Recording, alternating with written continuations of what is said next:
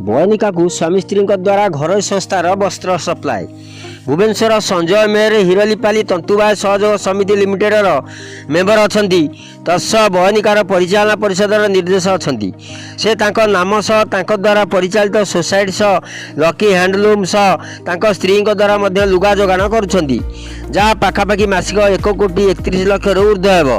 सेठारे देखा मिलूँ सुदूर कलाहांडी बलांगीर सोनपुर बौद्ध भई विभिन्न अंचल बुणाकर मानक द्वारा परिचालित सोसाइटी पाखर लुगा नेबाई बयनिकार परिचालना परिषद एमडी उच्चपदस्थ अधिकारी टाळटुळ नीति अवलंबन करुछंती। एभली संस्था मान एनएचडीसी पाखर 15% रियायती सूता नहीं अर्थ हड़प कर अभियोग होईछि।